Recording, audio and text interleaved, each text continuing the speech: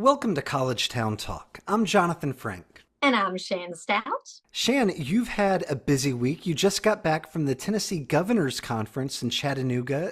How was it? Oh, listen, the Governor's Conference is my favorite conference of the year. I not only get to meet and hug the necks of all my tourism colleagues and all my friends, but the governor always tells us how grateful he is for the impact that tourism has on Tennessee. And then talking about how it's a multi-billion-dollar economic driver for the state, and then tells us all our success numbers. So we got the new economic impact numbers for tourism. We have done 10 million more dollars in Putnam County over prior year. So we're now at $184 million in direct visitor spending, which means we have lower taxes for Putnam County residents. So that's the great thing about tourism is if I do my job well, Jonathan, you pay less taxes. So it's kind of a win-win. So how was your week since we've talked about my week? Yeah, I'm not jealous at all of any of that. I was here. I was here at the office, but it's been a good week here in Cookeville, Shan. You know, we just had the campus location for Soulcraft Coffee open up this past week. We had our annual Heating Up the Quad event, which is basically a big chili cook-off at Tech to raise money for the Tennessee Tech Food Pantry. And Shan, we've got Shakespeare in the Park coming up at Dogwood Park October 4th through 12th. Oh my goodness. It is a really, really, you can tell fall's in the air. All these great events happening. Soulcraft, the new location, can't believe how gorgeous and completely accessible it is. It is wonderful. And of course, Shakespeare in the Park, if you've never been, you have to go. So for our listeners, check that out. That is wonderful. Are you going to see that? Yes, Shan, I shall make haste to yonder park where the whispers of autumn doth call. Okay, okay. Well, let's leave the Shakespeare in the park. Leave it to the professionals. So, who do we have on the show today? Well, since you asked, today we're talking to Maria Baltazar, a two-time Tennessee Tech graduate and former local elementary school teacher who now serves as the new recruitment specialist in Tech's Office of Access, Belonging, and Community Outreach. She's also a first-generation college graduate and the daughter of immigrant parents, and she has a powerful story of how her family sacrificed for her to achieve her American dream. I can't wait to talk with her. And then we're going to be joined by Tennessee Tech alumnus, community leader, and 2022 Cookville Lifestyle Magazine Most Influential People awardee, Damon D. Prince, who is going to tell us all about the long and winding road that led him to his college degree and my favorite part, the importance of service and community involvement and the mentors that supported him along his journey to where he is today. Verily I say, let us play forth the recording of these spoken words. Oh, brother, roll the tapes.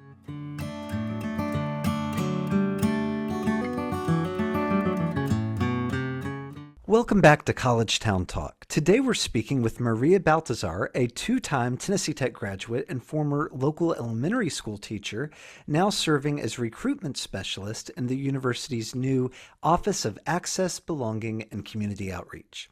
Maria is married to fellow Tech alum Martin Baltazar, and together the pair are raising their four-legged children, dogs Armin and Gimli. Maria, welcome to College Town Talk. Hi, thank you for having me. Well, Maria, there's a lot we want to talk about today, but I want to start by asking you about this new Office of Access, Belonging, and Community Outreach. And while I know the office is new, I know not all of the faces are. And of course, Dr. Rob Owens, who leads that office, has been a guest on this program before. I know he's been a part of this university in one way or another for the better part of 30 years. But tell us, what does your office do and what made you want to be part of that team? So, our office works on providing access for any student or potential employee to enroll at TTU or work here, especially those from underrepresented groups. So, once they're here, we just work on doing our best to create an accepting environment where they feel like they belong, just helping them get connected to different resources, whether it be in the community or the university, to kind of find where they feel the most not included. We're included everywhere, but just where they feel at home and find just kind of their groups and whatever they may be interested in, just helping them form those connections. So just access to those resources that we may have and just considering different backgrounds or resources that they may need. So what made me want to be a part of this, I last year, we kind of had a committee going with my sister, where we met Dr. Owens. He met her through Jerry Whitson. She was also a teacher there. And so we met through there. We kind of got together. They had noticed the increase in Hispanic students coming to campus and were just kind of wanting to hear our journeys and what they could do to support those students. And from there, earlier this year, they created a position in this office as a recruitment specialist. And so wanting to be a teacher at Jerry Whitson, go back and serve those students that were very much like I was, just a first generation American, first generation college student now, just thinking about those different backgrounds. I wanted to go back to Jerry Whitson to teach, to encourage those students, but then this opportunity was kind of an extension of that and helping those students from different underrepresented groups, because we were a Title I school, or we are at Jerry Whitson, and so just because of finances, things like that, some of our families need extra help. And so seeing them and knowing that a lot of those students think about going to college as well and kind of change that pathway for their families, this was kind of an extension of that and helping them to learn about the resources that they have to go to college and the opportunities that they have, and getting that information to them earlier rather than later, and having just someone that can help support them through that journey is what really drew me to this position. Maria, the university's fall census numbers recently came out, and Tennessee Tech is continuing to make strides when it comes to becoming a diverse campus, and that attracts students from all walks of life. Specifically, we saw a significant increase in Hispanic students choosing Tennessee Tech among the new freshman class. So, you're a recruitment specialist, so I know you help bring many of those students to campus. What do you think is making these students choose to come to our university? Yeah, so we've kind of noticed that there's a direct correlation kind of between the population growth in our county and just in the state of Tennessee with the Hispanic population. So I think it definitely stems from that, but also a lot of our students are from Tennessee and from Putnam County. So just it kind of has been growing, increasing as the population has grown as well. A lot of the students that I've talked to, one of the big things for them was a Race to Tech event that we do in the fall and the spring, and just help them to see what an experience would be like at Tennessee Tech as a Hispanic student, or just different student groups that we have on campus that kind of come speak on that. And so they are drawn to that and seeing them represented, but also seeing all the supports that Tennessee Tech has to offer to them, but also just being close to home. A lot of students commute just because of finances, things like that. So that helps, but also just knowing that we have a great university with lots of different accreditations, national accreditations, that not only as a public university, we have all of that, but it's also affordable. And so a lot of those students see those scholarship opportunities, see the programs that we have, and they want to come because of that. And then not having to travel as far from their family, things like that really help them in making that decision, or just having that relationship with it. Some of the students heard about Tennessee Tech through a college fair or a visit of some sort to their school before, and it just stuck with them and they ended up wanting to come to TTU. So definitely just having those supports, having those accreditations, and hearing about what great things we have to offer have really pushed them this way as well and inspired them to come to TTU. Well, something else that you also just referenced earlier in our conversation is that I know before coming to Tech, you were a teacher. You were a special education pre-K teacher at Northeast Elementary, and then a kindergarten teacher at Jerry Whitson Elementary here in town. and I've actually interviewed the great principal there, a Tech alumna, Tina Francis Hodges. That was a really fun story that we did a few months back. But and actually, I read that you were teaching, during the height of the COVID-19 pandemic and everything that came with that, going to virtual learning and then going back to in person. So tell us about those years in the classroom. And I know that your role now is kind of different. I'm sure, you're not a classroom instructor here at Tech, but do you lean on any of that teaching experience today in your work at the university? Do you feel like the two are connected in any way? Oh yeah, for sure. So yes, I taught at Northeast my first year, did special education, learned so much, had lots of support, loved my time there. But as I mentioned before, my heart was very much Jerry Whitson whenever I wanted to be a teacher, just wanting to go back and inspire those students at school specifically and kind of give back to where I came from. So once there was a position open, I was able to transition over to Jerry Whitson where I taught kindergarten. But as you mentioned, COVID was actually that first year. So we got our first 3 9 weeks, and then we had the tornado that came, and then COVID happened. So I didn't get that last 9 weeks with my first class. We were virtual. So that was kind of difficult to navigate, definitely a learning curve for everybody.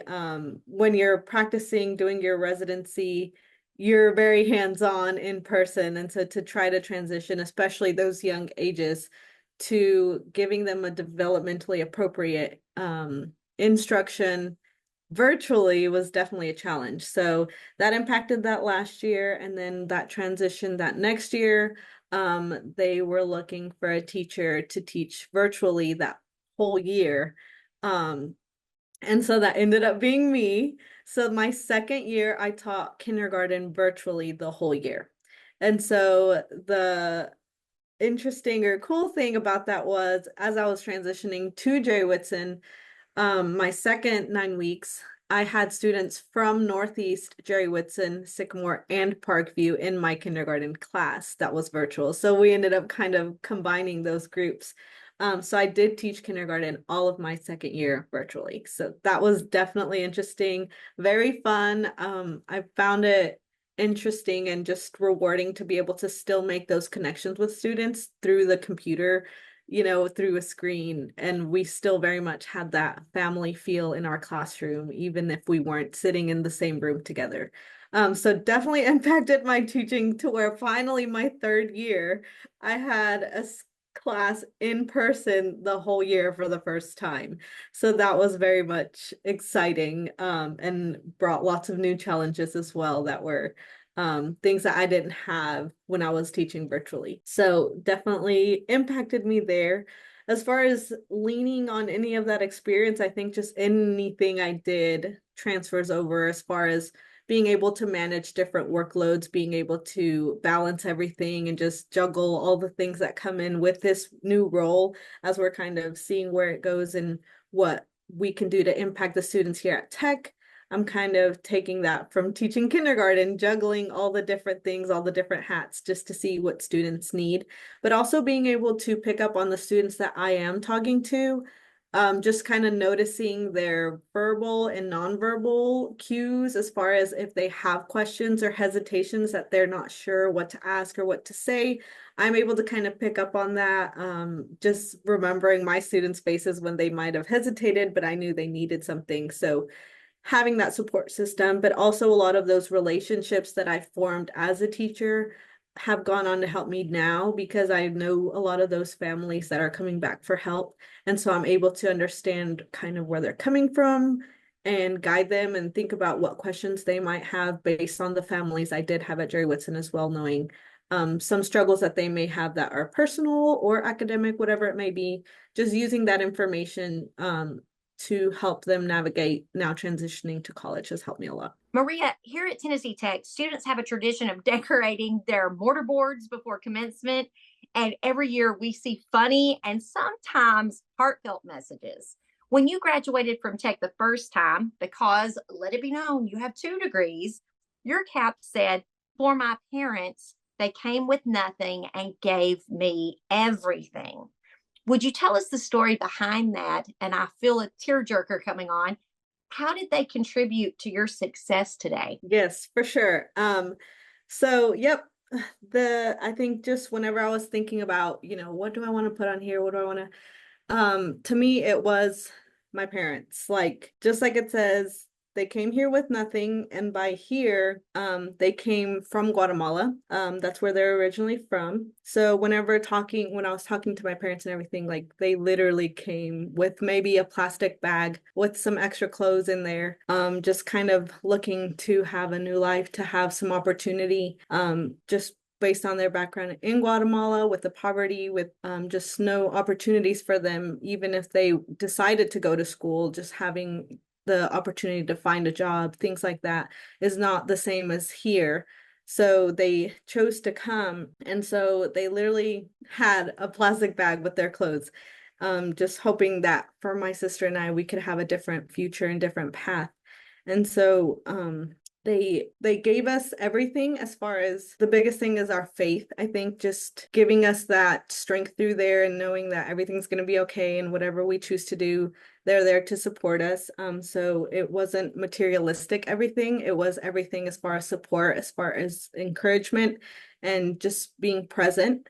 Whenever we had different events at Jerry Whitson, my parents would always be there. My dad worked night shifts all my life, and my mom worked during the days. So they kind of would flip and flop to the different events that they would go to. But my dad was always there at the award ceremonies, taking pictures, whatever it may be. He was there during the day.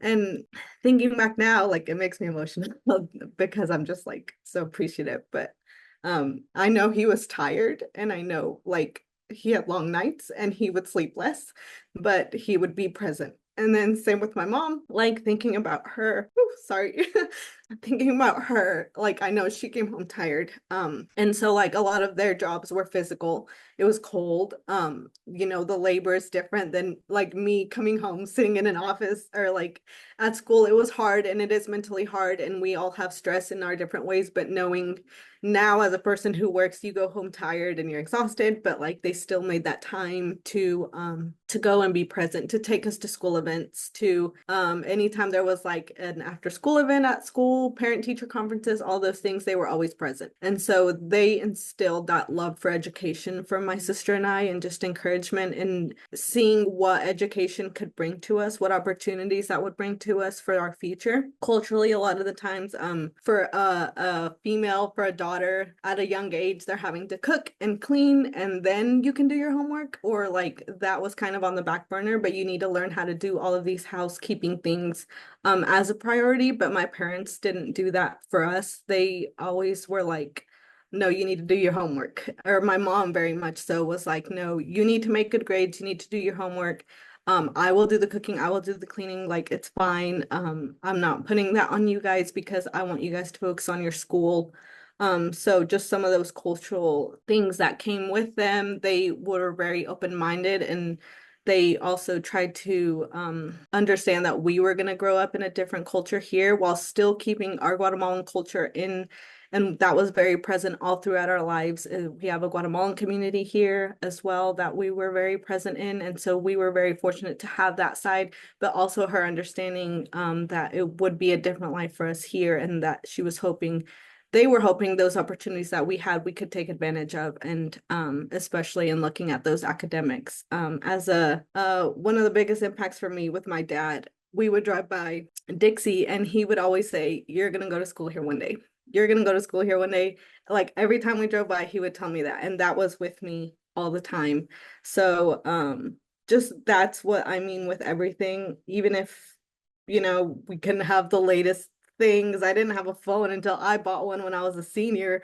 Just different things. They gave us what we needed. They gave us the tools that we would need to be successful as far as character and that hard work and everything.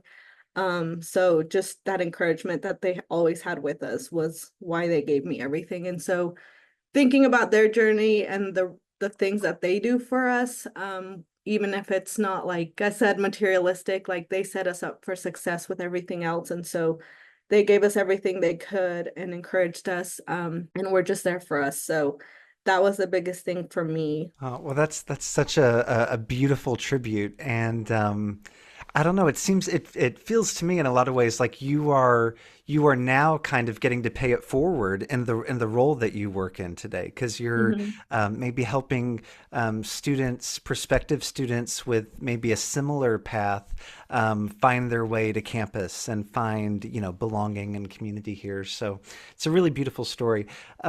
We like to end every interview with the same question, and that is, what is one way that Tennessee Tech has impacted your life? So whenever I was in fourth grade was the year that Jerry Whitson had a fire. And so whenever that happened, we were displaced. So Tennessee Tech took us in for a little bit at the Hooper Evelyn Center, and they gave us all t-shirts that said Little Eaglets.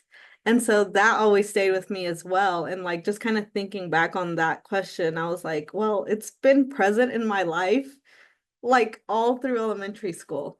And so they gave us those shirts, and I remember telling my dad, because again, we would drive by and he would say, "You're gonna go to school here one day." So I remember telling him, like, "Hey dad, I don't have to go to college anymore because I already went." Because we had like those t-shirts and everything. But then um from there, seeing like the student teachers that would come in and all of that, and just again the presence throughout the whole time, like I just knew that this is where I wanted to go. But as far as the way it has impacted me, I would just say is opportunity. So like even from being an undergraduate student, like it gave me an opportunity to change my life now. And so be able to go back and impact those students, but also just the future that I'm going to be able to give my children now that I have an education.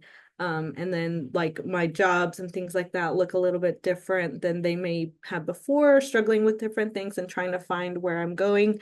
It just gave me that opportunity to again make my parents' sacrifices worth it, but also change where I'm gonna go. And my husband and I, both being tech alum, like we see that a lot now, just like what our children will be able to have now as second generation college students and second generation Americans. But also now that I'm working here, like it is a whole other opportunity thanks to, like you mentioned, Dr. Robert Owens. Like this opportunity came up in this office, and he gave me that, but tech gave me that as well. And just giving that opportunity to, like you said, go back and help those students, those families, a different opportunity as far as my career. And now I'm hoping to be able to start school back in the fall and work towards another higher degree. So again, I wouldn't have any of these opportunities without Tennessee Tech. So I think it's just kind of changed that trajectory of where my life is going, or where I thought my life would go as a student. As even in high school and middle school, I kind of knew like, oh, I'll go to college or I'll see what I do, but it's taken me on a different route. But I'm just very excited to see where I can go and who I can help on this journey. Well, Maria, thank you so much for being our guest today on College Town Talk. Yep, thank you for having me.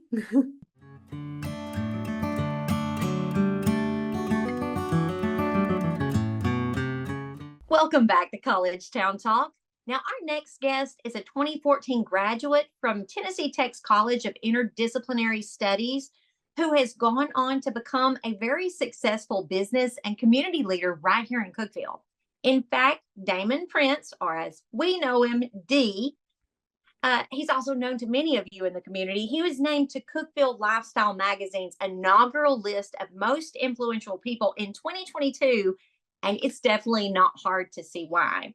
Now, first off, locally, D has served on the Cookeville Multicultural Board, the Cookeville Regional Charitable Foundation, as a youth sports coach, as vice president of Impact Cookeville, as director of the local court appointed special advocates or CASA program, and as a mentor with Teens Need Training or TNT, just to name a few. That's a lot. He is also a proud father of 8 and currently serves as human resources manager for G&L Tube. D, welcome to College Town Talk. Thank you so much for having me. I really appreciate the honor of being here. Now, D, you've been such a leader in this community and you've seen great professional success in your career. It's an honor to know you.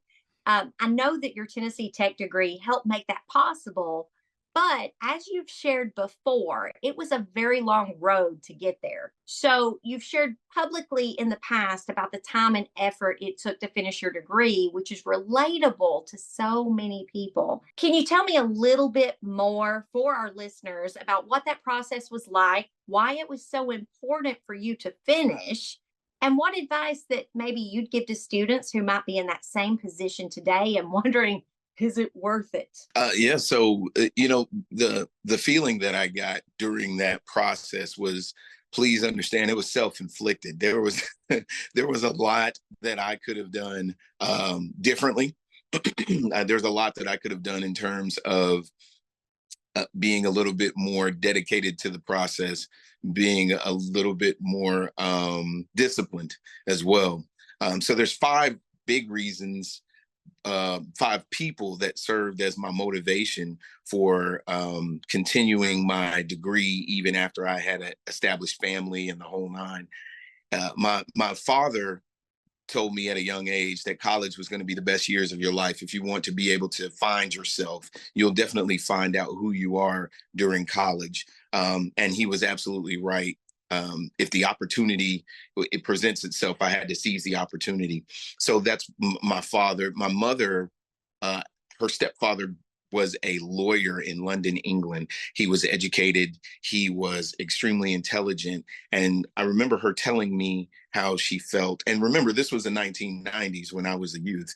I remember her telling me at a young age during that time period where there was some civil rights chaos, that a educated black man, a black man with a degree, will be able to kind of move differently, be respected in some of the rooms that in the past they wouldn't be respected in, and be able to have a bright future. Then there was my brother, Mark, who told me at one point in time when I was going off to college that I was talented. I was into music, I was into sports, I was into a lot of things, entertainment, and that getting my degree would give me some validity, that it would make me exactly who everybody thought that I was. So that was important as well. And then, of course, my grandmother, Enid Smith, who will be 95 in December. She's the queen of Brooklyn, New York. Shout out to my grandmother. I love her. She told me that nothing would make her happier than to see one of her grandchildren graduate college. And right around 1998, she was telling me, if I start walking from Brooklyn now, you may actually end up with your degree by the time I get there. And so finally, my late wife, Heather Prince, she was someone who, we had talked about our hopes and dreams and all the things that we wanted. One of my dreams was playing professional football, and I played semi-pro football. One of my other dreams was, being a father, being a husband, and being a college graduate. And she encouraged that. I'll never forget, she came in one night and said, "Hey, listen, you're going back to school and you're not going to stop until you get that degree." And I did. And life was so much better. She also said that, I needed to do that to maximize my income potential so she could be a stay-at-home mom. So it worked out for her. It worked out for her as well. And so those were some of the reasons, based on people, why I went back to school to get my degree as a non-traditional student. My advice to students who might be in the same position as I was, and answering the question, is it worth it? I would tell them, and I tell the kids that I coach, I tell them you have to have an assassin mentality. And what that means is you have to know the assignment, understand the assignment, execute the assignment with precision, and then move on to the next assignment. And so people who are non-traditional students, or even 18-year-old freshmen, traditional 18-year-old freshmen, I would tell them, have an assassin mentality. The assignment is to go into school, find your field of study, study that field with precision, and then, graduate. the next assignment is getting out into the real world and getting your career started. And so when you think about that, is it worth it? It absolutely is worth it, regardless of what age you are or where you're at in your life. Well, I think that's such great advice, and love hearing about those people that lifted you up along the way in your journey. Because any of us that have done something challenging, and earning a college degree can certainly be challenging. Typically, we didn't get there by ourselves. We had help. We had people that encouraged us. And speaking of that, you've said in the past that you had some really impactful mentors right here at Tennessee Tech when you were a student. I understand one of those is our former Vice President for Student Affairs, Mark Burnett. Another was our Senior Executive for Access, Belonging, and Community Outreach, Dr. Rob Owens, who we've had on the program before. What did their advice and support mean to you, and what's your advice for students or young graduates who are just starting their careers and looking maybe for a mentor of their own? When I hear the names Mark Burnett and Rob Owens, there's a tremendous amount of just gratitude. Rob, of course, is Dr. Owens is a friend of mine for 30 something years. He's also my pastor. He's also my fraternity brother. And it seems like anytime there was something that he had going on, he felt like I was worthy to be the one to come to get things rolling or to participate or be involved. I remember him planning his church, and he came and he said, "Hey, look, I want you to worship with you and your family worship with us." And I remember being in his living room for the first service with my wife and my kids, and it was this thing of I'm thinking to myself that he feels like it's going to be successful if I'm involved. So it's gratitude because he never gave up on me, never gave up on me. Our conversations were always like, you need to finish your degree. You need to finish your degree. So I just thank Rob for that, and thank God that he's in my life. I thank God for Mark Burnett, because I met Mark Burnett as a young 18-year-old.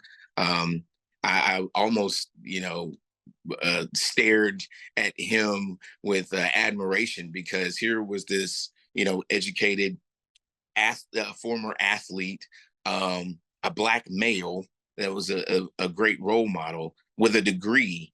And he's pouring into me saying, you got to get that degree. You got to get that degree. And he supported for 22 years. He was the first person I hugged when I got off stage. But I'd be remiss if I didn't mention, guys like President Odom, Joe Roberts, Stephen Fry, Bobby Hodem. Those were all people that poured into me to make sure that I got my degree. It was almost tough love, with those people. They were on me consistently. And so I just appreciated them and appreciated so many others, too many to name, in support of their advice, with their advice and then their support. My advice to young graduates who are just starting their careers and even looking for mentors, find a mentor as quickly as your senior year in high school. When you get to college, find another. It's okay to have more than one mentor, more than one coach, because those people are going to be around to shape you. They don't want, when I think about Mark Burnett, it took 22 years. And if this man was doing this because he wanted something from me, he's got the patience of Job, because it took 22 years for me to get my degree. So you have to find people who want to pour into you. And the biggest advice in starting your career is find something that you love. Find something that you absolutely love. I thought that my love was customer service, or social services, but it turns out that I had been in manufacturing before, and went into social services, went into the medical field, did all of these different things, but I came back to manufacturing. And being at GNL2 with all of these things that I have going on now, and being a leader within that company, it's definitely what I was born to do, because I love it so much. And so I would absolutely give the advice of find what you do, find a mentor that supports that, and can even help you navigate your way to what you love to do. And just appreciate the people that pour into you and support you. Dee, we are big fans of Cookeville Lifestyle Magazine. On this program, we've interviewed Chelsea D'Artes on the show before and have covered many of the people she has spotlighted over the last couple of years. But you were part of the magazine's inaugural list of most influential people, and that was in 2022. What an honor and what a big deal. We just were waiting, especially on social media, as they were launching one at a time. What did that mean to you? And do you remember how you first found out that you had been chosen for that special recognition? So that's funny that you would ask that, because I got an email and it said, you've been named to Cookeville Lifestyles, a new magazine. We've been named to their inaugural list of most influential people. And then I saw a little bit of Chelsea's bio, and in that, I think that she mentioned that she had worked with Jay Coote. Jay Coote's a good friend of mine, and so Hoot and I, we got together. I think we got together at like the Exceptional Bean, and we were talking. And I said, hey, you know, I got in this email, and it's this young lady named Chelsea, and he said, listen, she's legit. If she says that there's going to be a magazine, it is legit, and it's not going to be just one. It's probably going to be multiple issues, multiple volumes. He was like, she's a real go-getter, and she is, I believe that he said she's a bulldog. She'll go after it. And he was absolutely right. So I called Chelsea, got in touch with her. We corresponded with each other, and just to find out in just our conversations, to find out what a great human being she was, and a great journalist, great content contributor, doing this for the community of Cookeville. It was amazing. And then being on the list with, you know, just some great people, Ricky Shelton, of course, John Bell, who I interact with, and Shaquana Wester. Shaquana and I actually talked about it, and we were both kind of, you know, in that space of, man, is this legit? And it absolutely was. And it was such an honor to be on the list with those people. I mean, being surrounded with those folks was just overwhelming, to know that I was thought of in that regard. And what did it mean to me? It's a great question. At that time that I got the nomination, I had a lot of trouble going on in my life, you know, with my job. You know, I wanted to be in a different space with my job. Felt like, you know, I took the challenge of getting the job that I had and taking the position that I had. But I felt like I wasn't really making a difference with my relationship to my fiance, Jade, who I will be marrying on October 12th. You know, we were going through something. We wanted to get to the prize, which was getting married, but we know that we had to go through the process. And when we went through the process, it was tough. So that was going on. And then, of course, I was coaching middle school basketball, and, you know, it was hard coaching kids where, you know, the parents had so much involvement, not in a positive way.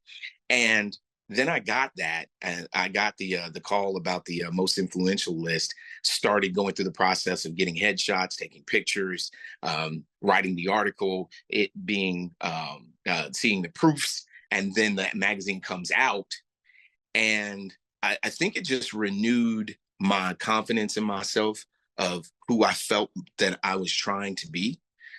Because soon after that, of course, you know, with my company, they wanted to go in a different direction, and that freed me up to be able to come to G&L Tube. With my relationship, I realized that there were some things that I needed to change about me, and started to understand my fiance a little bit more, and things got better between me and Jade.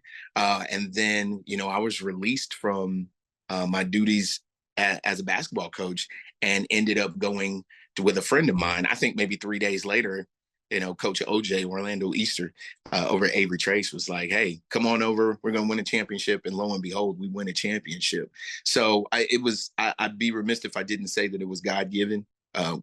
I prayed, and my support team, people like Amy New, my fiance, my family, Ian Robson, Ryan Risher, they helped pray me through that tough time. And I am so grateful to Chelsea with that opportunity to be in the magazine, because I think that helped solidify some things about myself, my confidence. Well, I love hearing that story. And I had no idea that as of this recording today, we're recording on October 2nd, you're getting married in 10 days. So you're probably pretty busy right now. It gives me a newfound appreciation for your agreeing to do this interview. Yeah, no, listen, my fiance, soon to be my wife, she is the coordinator. She is amazing. She knows what she's doing, and she's doing a good job. So I just stand back with a credit card and say, yes, dear. Well, Dee, you alluded to this just a minute ago, talking about coaching. But your nonprofit involvement in this community is extensive. As we mentioned in the introduction, you've served on the Cookeville Multicultural Advisory Council. You've been an executive officer for Impact Cookeville. You've served on the Cookeville Regional Medical Center Charitable Foundation. You've been a mentor at Teens Need Training, or TNT, and the list goes on. And, I was thinking, in a community like Cookeville that is very service-minded, there are so many good causes that you can get involved in. How do you choose where to invest your time and resources? And then for you right now in 2024, what are the causes that you find most rewarding to be involved with right now? So my community work goes back to when I was a kid. My mother and father would make us grab our toys that we weren't playing with, our books that we weren't reading or had finished reading, and then clothing that we didn't wear or was too small. And we would have to get it in a pile, probably about, every quarter, every 3 months we'd do this. And we had no idea what we were doing. We just thought that we were downsizing. But actually what was going on was my parents were taking that. We were a military family. So my father and mother would take that to families that needed it, families that were were not well off. And so the community, I think it was about 14 years old that I started realizing what we were doing. And so it continued as I got older, as a freshman at Tennessee Tech. Well, not necessarily as a freshman, but at Tennessee Tech. When I got to Tennessee Tech, I was a part of a group called Sons of Solomon. It was a Masonic-based group, and we did clothing drive, food drives. We fed a family at Thanksgiving. The service was there, and it just became second nature to me. It became part of my personality to give to those that were less fortunate, to give to those that weren't well off, to give to those that couldn't pay me back or do anything for me. And it wasn't that I was looking for anything in return. It was just that it just felt like the right thing to do. I something that carries with me is Martin Luther King's "It's always the right time to do the right thing." And there was my father had always told me, there's this thing about character. It's the things that you do when no one's looking. And that meant something to me. And so it just kind of resonated, and then it carried over into adulthood. Like I said, my late wife, she was an amazing person, and Heather would stop for people, that were walking with bags or something if it was raining. She'd give them a ride, or I would see people in the street and they'd be like, your wife is such a caring and giving person and serving. And so I wanted to match that energy. And that's kind of, I think, part of the reason why we were both, why we got together, was because we were both just, giving people. When she passed away, she actually started something that wanted me to start something called Legacy 11, which is just a charitable giving. It's not a real organization type donating vehicle, but money that I have, and money that's in an account, we give. We help people with phone bills, light bills, picking random people, or when random people come to us, donated tens of thousands of dollars to the to the basketball program that I was coaching at, in the name of Legacy 11, and other athletic programs as well, too. Paid for counseling for a young couple that was getting divorced, all types of things that we've done in the past 6 years since my wife's passing. And so that kind of goes into, what do I invest in? What do, my time and the resources? It's rewarding to invest in people who need, help with medical, help with athletic, help with academic needs. So that's really where the passion lies. Finally, Dee, we like to end each interview on this podcast with the same question. What is one way that Tennessee Tech has impacted your life? Well, it's impacted my life in every capacity when I think about it. Tennessee Tech, while I was at Tennessee Tech, spiritually, while I was at Tennessee Tech, I met people along the way that talked to me about spirituality, talked to me about the realness of God. And that's helped form and strengthen my spirituality and my connection with Jesus. When you think about family, I met a lot of people that were just good family men, that loved having their kids and their wives around them. And that's how I am now, with 8 children and a granddaughter. That's the most important thing to me is my soon-to-be wife and my children, the older children and the ones that live in the house, and my granddaughter. Those are the most important things to me. And then in terms of my career, being an HR manager, a lot of people don't even want to admit that they're in HR, that they work in HR, because we kind of get the short end of the stick. But that was the people I met along the way at Tennessee Tech. Those are people that influenced me to love it and to embrace it and to lead the way that is appropriate for making for better people, better professionals, so better leaders. And so Tennessee Tech has impacted me. Being a student at Tennessee Tech and being an alumnus at Tennessee Tech has impacted my life exponentially. And then academically, like I said before, I had the dream of playing professional sports, and I got to play semi-pro football for 7 years. Well, I heard about that through being at Tennessee Tech, and it gave me an opportunity to achieve one of my goals and one of my dreams. So Tennessee Tech has been an important part of shaping who I am spiritually, vocationally, in my personal life, and even with my hobbies. Dee, thanks so much for being our guest today on College Town Talk. Thank you so much. I really appreciate you guys doing this as well too. So if you haven't gotten it before, I'm definitely letting you know. We appreciate what you guys do in terms of this platform. Thank you so much for having me.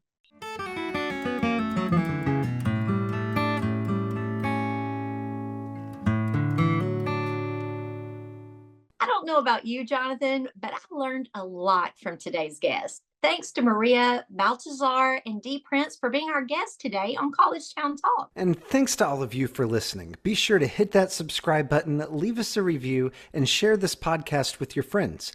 It all helps to spread the word about the great things happening right here in Cookeville. And we'll meet you back here next week for more conversations with the people who make Cookeville Tennessee's college town.